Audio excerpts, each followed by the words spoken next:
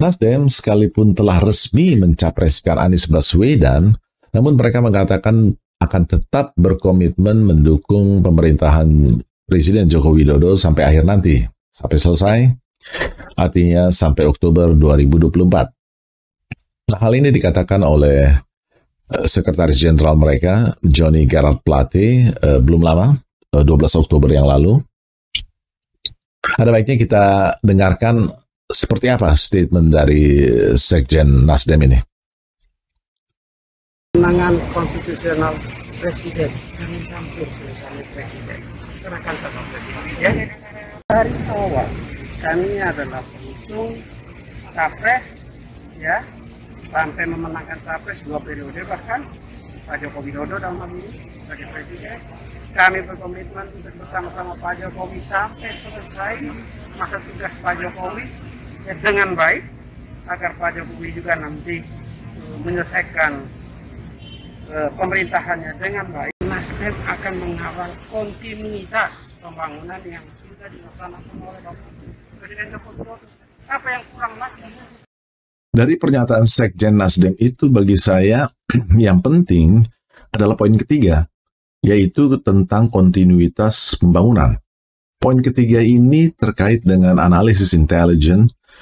Saya yang terdahulu, linknya ada di sini, nanti bisa ditelusuri, tentang koalisi besar Presiden Jokowi. Intinya bagi Jokowi, makna kontinuitas pembangunan memuat 2 dimensi. Yang pertama adalah kesinambungan pemerintahan yang sekarang sedang berjalan melalui Kabinet Indonesia Maju. Yang kedua, kesinambungan pemerintahan yang akan dibentuk melalui pemilu 2024. Di mata Jokowi, kedua kesinambungan ini sama pentingnya. Oleh karena ini sama-sama bicara tentang pembangunan bangsa sebagai suatu keberlanjutan, bukan terpotong-potong. Maka dimensi yang pertama, yaitu pemerintahan yang sekarang, harus memberikan fondasi yang kuat bagi dimensi yang kedua, yaitu pemerintah yang akan, atau pemerintahan yang akan datang.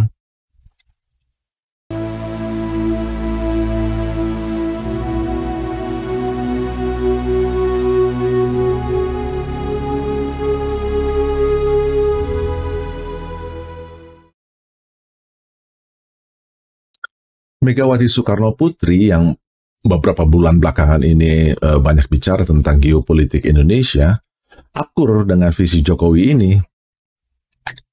Itu sebabnya mereka berdua, Pak Jokowi dan Ibu Megawati, mengutus Puan Maharani untuk melakukan komunikasi politik dengan para bandar politik ini atau political market makers untuk bisa memandang kontestasi 2024 nanti dalam konteks kenegarawanan atau statesmanship sebagaimana visi Jokowi ini.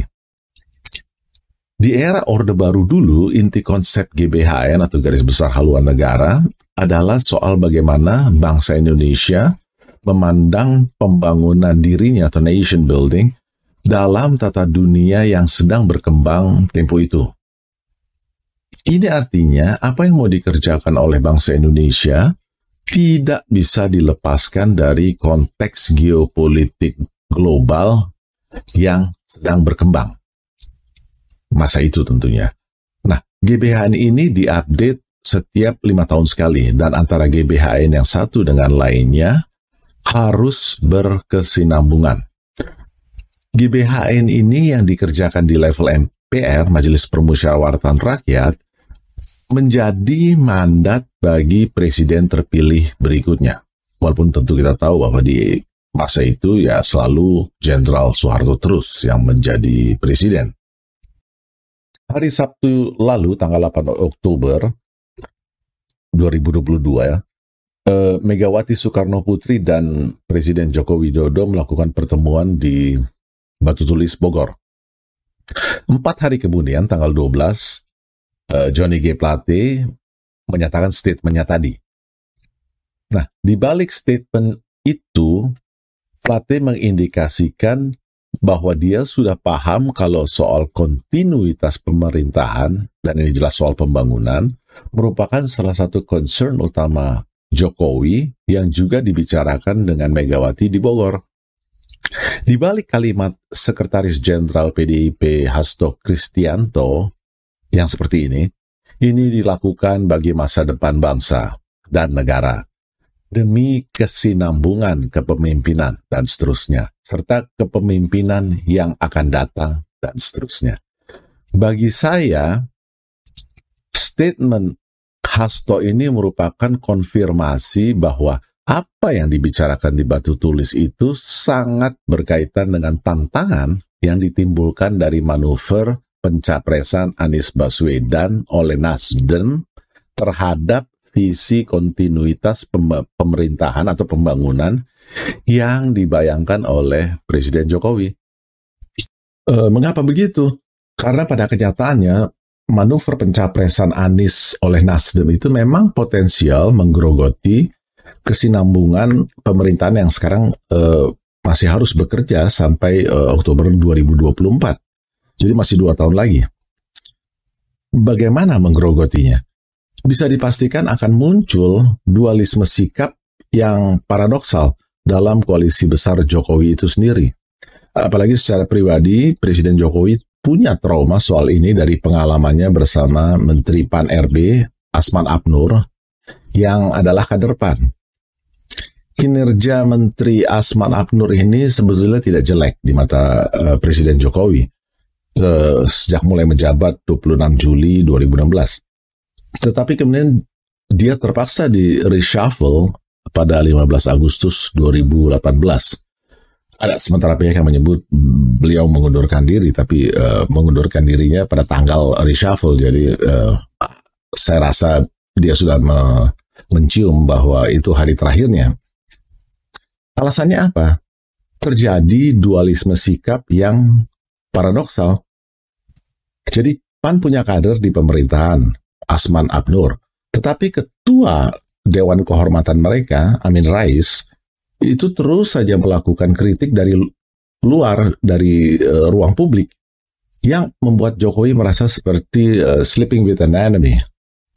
Selain itu, PAN tidak mendukung pencalonan Jokowi untuk lanjut sebagai presiden di periode kedua pemerintahannya pada pemilu 2019.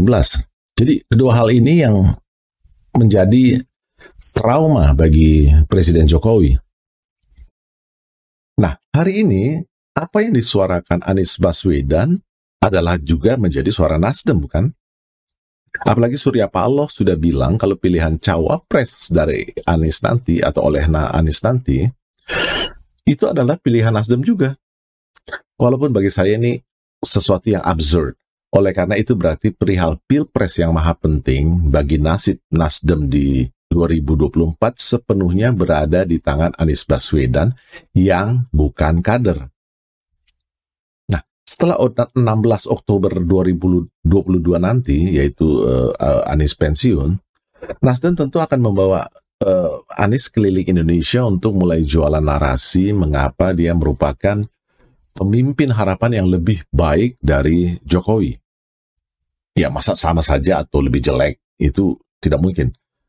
Berkeliling negeri ini penting karena elektabilitas Anies harus ditingkatkan terus, dan jangan lupa kotel efek dari rencana ini juga akan dinikmati oleh Nasdem. Nah, mungkinkah Anies Baswedan selama 2 tahun ke depan pergi ke sana kemari akan berorasi memuji-muji presiden atau keberhasilan atau kinerja Presiden Jokowi? Jelas tidak mungkin. Itulah sebabnya Zulfan Lindan, saya kira, cerdas. Dia langsung bermanuver untuk melakukan positioning pasar konstituen di balik kalimat Anies adalah antitese Jokowi. Tetapi di mata Surya Paloh, Lindan ternyata berdiri di garis offside. Dia langsung ditegur keras dan dipecat dari DPP. Sikap Paloh ini justru paradoksal menurut saya karena dari sudut manuver Nasdem mencapreskan Anies, positioning Anies adalah antitesa Jokowi sangatlah logis dan karena itu juga sangat tepat. Kalau Ganjar Pranowo disebut kelanjutan tesis Jokowi, logika publik bisa menerima. Kalau Anies yang disebut demikian, publik akan ketawa keras. Bagi publik, Anies sudah sejak kontestasi di Pilkada DKI tahun 2017 memang antitesa Gubernur Jokowi.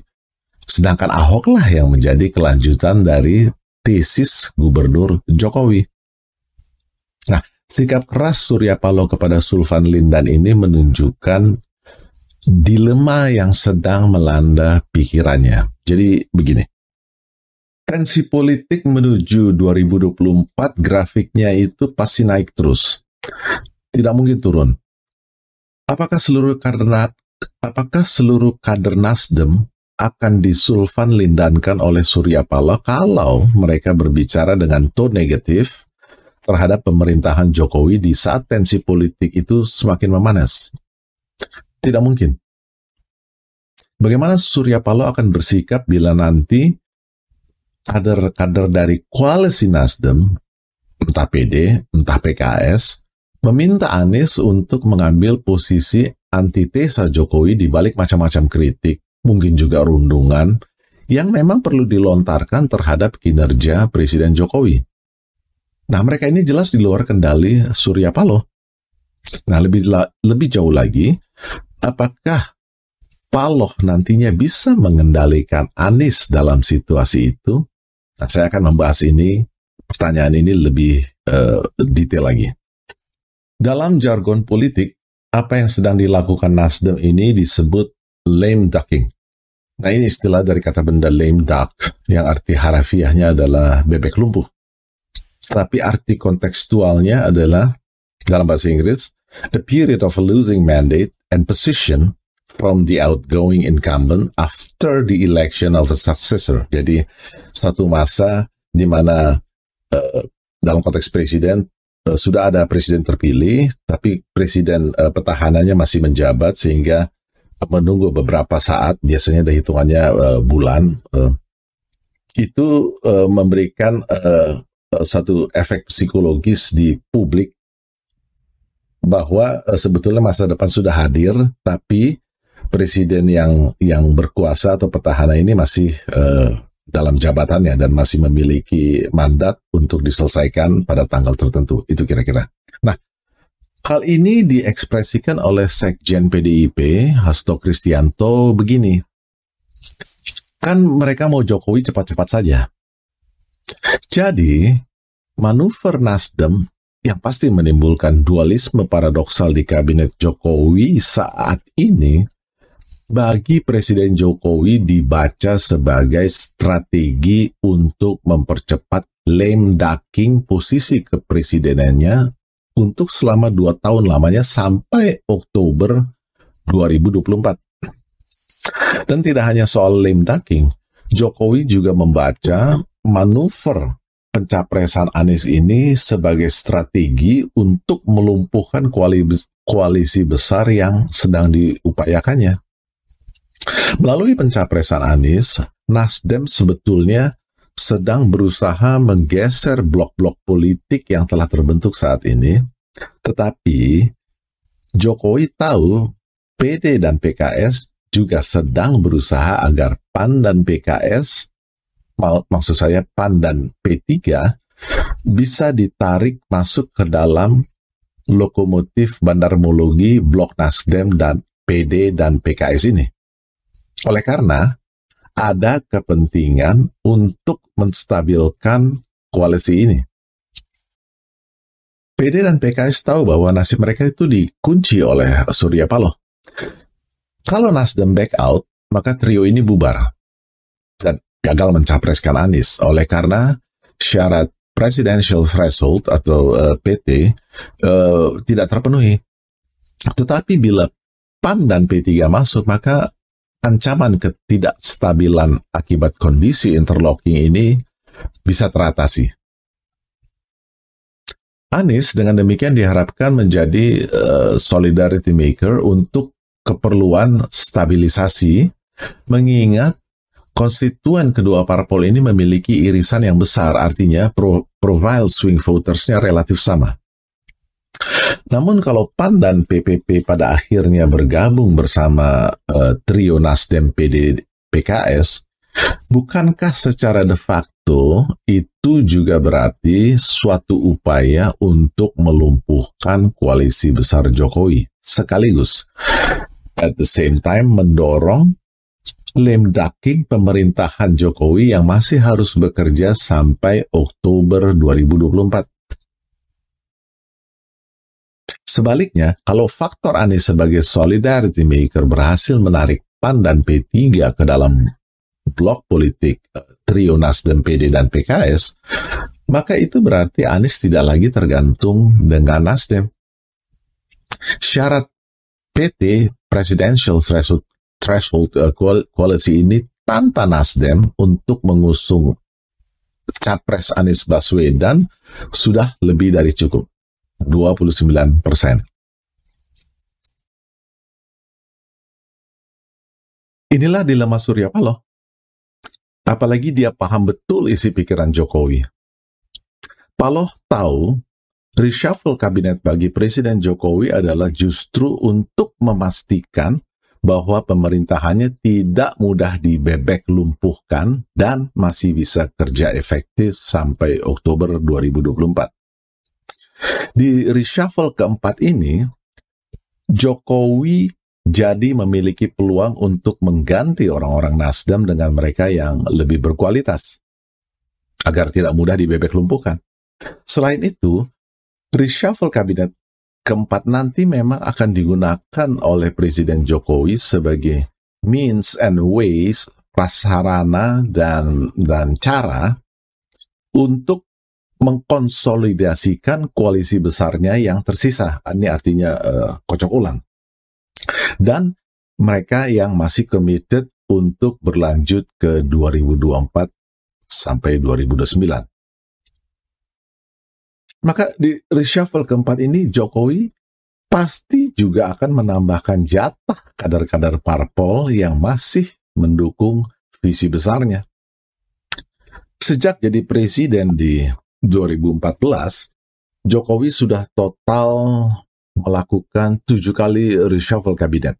4 kali di periode pertamanya, 2014-2019, dan 3 kali di periode keduanya.